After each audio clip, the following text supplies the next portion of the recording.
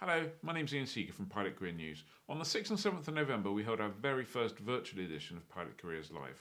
We streamed over 30 different seminars with 60 speakers. There were 2 days packed full of great information.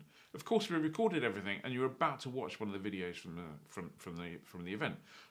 Before you do, I just want to thank our sponsors, Bose, Alsim, Entro, and of course Poolies. Without them and without the exhibitors, it wouldn't be possible. The exhibitor pages are still live, so feel free to head on over there, go to www.pilotcareerslive.com and click through to the exhibitors. There's loads of information, loads of downloads, all sorts of great stuff there for you. Anyway, enjoy the video, and if you find it useful, really appreciate it if you click subscribe on our YouTube channel. Thank you. Bye-bye.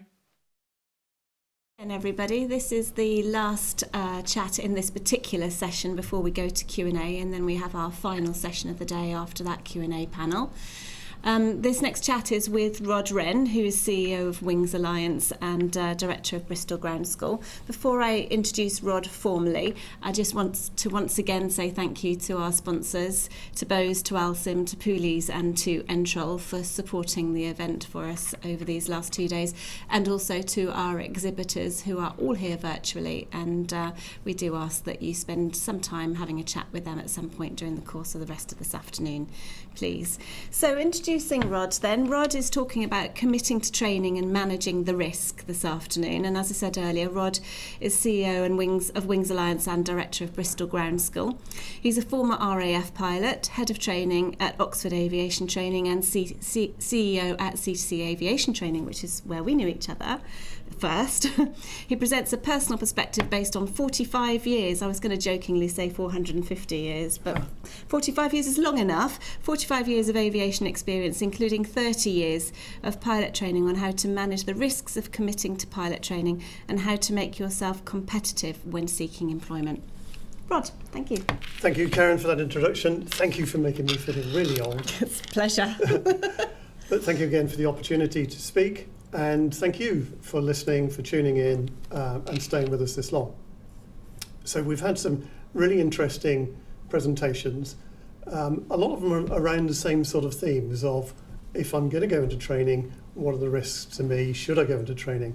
So I'm going to expand a little bit on that. These are my personal opinions. They're based on a vast amount of experience that Karen so kindly reminded me of. But they're also based on my position not only with the industry but on me as a parent.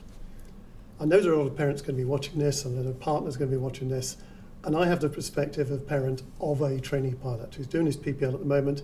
He's exactly in the same boat as a lot of our students are, so this advice comes from the heart. It's the same advice I would give to my son. So I'm going to start by sharing a couple of slides to put into perspective the position we find ourselves in this COVID crisis. So I hope the slides are up now. The first one is based on the data that comes from the International Civil Aviation Authority, ICAO, who produce every year a report. Amongst it is the revenue passenger kilometres. Now the graph you can see on the screen now is for the last 75 years of aviation, and it shows an onward and upward trend of the number of miles flown by passengers every year. Those are billions of miles on the left-hand side. I've removed from it the freight graph. It's very similar. Now, over that period, there have obviously been a lot of world events. There have been recessions, there have been terrorist attacks, various things like that have affected the growth of aviation. Things like the SARS crisis, things like the Gulf War affecting oil availability. And I've overlaid those on the next graph. You can see that although it changes the shape of the graph, and although at the time these were huge events, I mean, I'm old enough to remember some of them, not all of them, thank you very much, Karen. But I can remember, for instance, 9/11, how we all thought in the industry it was a disaster, and it was a big issue. People lost their jobs. But if you look at that graph there, you can see it's a momentary hiccup in a continuing upward trend. But what I've also done is added some data from Boeing. Now, Boeing do a annualized picture of their view of the next 20 years of the industry, clearly from the point of view of selling aeroplanes, but numbers of aeroplanes in service equals numbers of pilots. So the two drive each other. Their forecasts aren't always accurate, but they're probably regarded in the industry as good as anything else that we can get our hands on. And we know that Boeing have just revised their figures for taking into account the COVID crisis. So I've put that data on this graph, which you can see there shows a massive effect of the present COVID crisis. It is going to have a long effect and a deeper effect than anything we've seen even in my lifetime. So on the basis of that, which is just pure facts, and we don't know whether the Boeing predictions are correct, I'm going to talk now about whether you should enter training, and if you do, what are the risks to you, what you can do about the risks, and how you can make yourself competitive when you get to the other end and look for a job. So that's the end of the slides, really. What I'm trying to say is that there is a huge effect. It isn't all doom and gloom. As you can see from that last slide, there is a recovery, according to Boeing, coming. Exactly when it is conjecture. How much it recovers is conjecture. But I think most of us in the industry know that eventually we'll be back on an upward curve. For you considering going into training, it is therefore all about timing. And the questions that obviously arrived are, should I start training now? If I do start training, what are the risks? How do I manage them? So the first thing, should I start training now? The obvious risk of starting training now is that when you come out the other end, there is no job. And that is a disaster. So there are three things I would suggest you can do. One is, do not start training now. It is an option. The downside for that is that you are facing several years before you will be in employment as a pilot. If you're prepared to wait for maybe 5 years, then that's feasible. And I say 5 years, it's quite feasible that there's 3 years before we see a decent recovery, 2 years to train, 5 years before you get in that cockpit.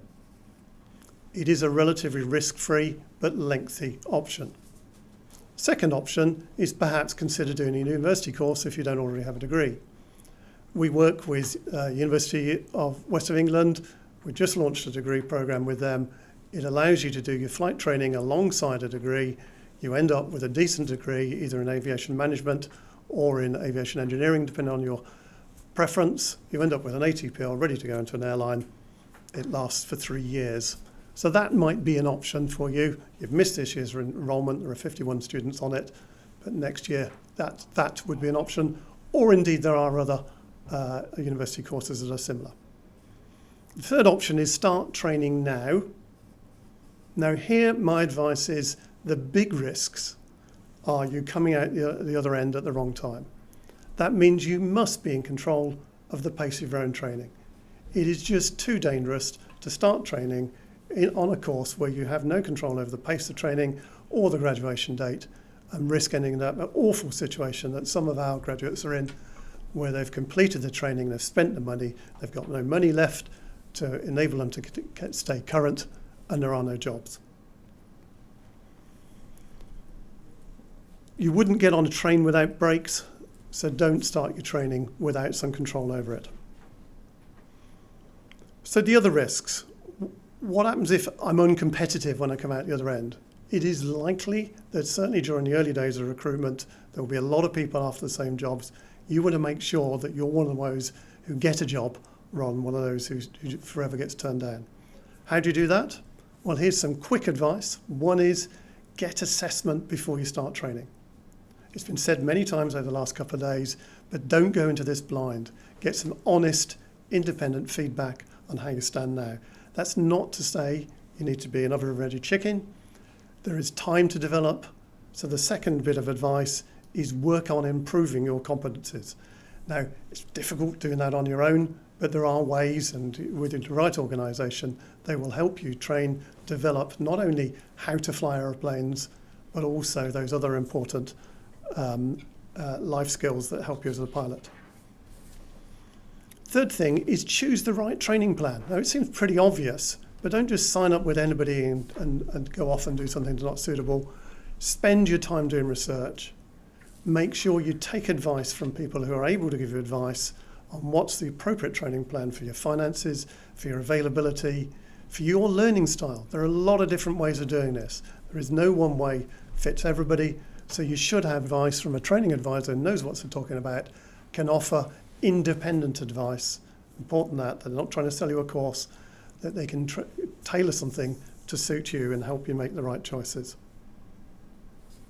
And the final thing is that when you get to the other end, when you are applying for those jobs, we had a session on CVs earlier, make sure you get training in how to present yourself. That's not just in writing, but also how to present yourself for an interview. No one can change you, but they can help you present yourself in the best light. I do interviews all of the time for pilots, and it is amazing the difference that a little bit of training can help people put themselves in the best place. So next risk is a bit of an obvious one. I think a few people have alluded to it. This is a very challenging time, not only for pilots and airlines, but also aviation training organisations. We've already seen airlines going bust. It's very likely that some ATOs are going to go bust as well. And if you're training with someone who goes bust, it's a problem. There's two ways you can get caught out. One is paying a large amount of money in advance. Just don't do it. Now, it is reasonable for an ATO to expect you to pay a little in advance to cover the costs of things they're committing to you before you do that training. That's not unreasonable, but these should be small and regular chunks. If anybody asks you to make a large payment up front, ask them for a better payment plan. If they won't agree to that, don't worry, there are plenty who will. Move on, go to another training organisation. They're competing for your business. Make sure, as someone said earlier, that you ask the right questions and make the right demands. The second thing is make sure that you've got your training records as you go. When they go bust, they're probably just going to go bust. All their employees will walk out the door and you won't get access to your own training records. That could be really important, helping you switch to another organisation. So you should expect every time you do a simulator detail, every time you do a flight, to have a comprehensive written debrief from that in writing. Electronic forms, fine, as long as you can still get access to it, or on paper, that you could take with you to another training organisation. The final thing is, on this, don't do an MPL. I'm sorry, I have to say it quite clearly. There aren't many around at the moment, but we've seen what's happened to students who get stuck when the employing airline no longer wants them. Don't do an MPL. What happens if the job market doesn't materialise at the end? Well, clearly, if you've chosen the right way of training, you can control the rate of your training through. So my son, I talked about him earlier, he's doing a modular route. He's just caught in this position at the moment. He's going to finish off his PPL, enrol with Bristol Groundschool, take a long time over doing his ATPLs, staying current with flying, a little bit of flying every now and again, not burning up too much money, but keeping himself current. And then when the market looks good, he'll do a full-time CPL, IR, APS MCC and be ready for employment. Control over the pace. You've got a lot of control if you've chosen the right method. If you do get to the other end and you've burnt out all your money, you need some plan B. You need some way of sustaining yourself, either during training when you're going to have to slow up and you can't carry on with the training, or at the other end when you need to earn some money and sufficient money maybe to go into the simulator every now and again to keep yourself current. So you must have a plan B. Do not go all in. Life is not a poker game. So a quick summary then. Things that you should do. You should get assessment of where you stand before you fly. You should make the right choices about training that allow you to stay in control. You should be demanding of those training providers you go to. You should get yourself trained in how to present yourself to an airline, and you should be careful that you've got a backup plan. There's a lovely phrase in aviation that we all know, which is plan for the worst and hope for the best. Thank you, Rod. Thank you very much indeed.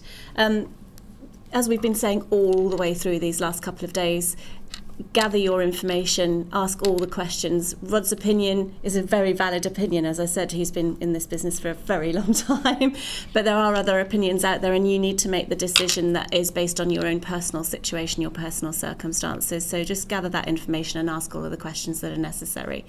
But thank you very much, Rod, for your insight.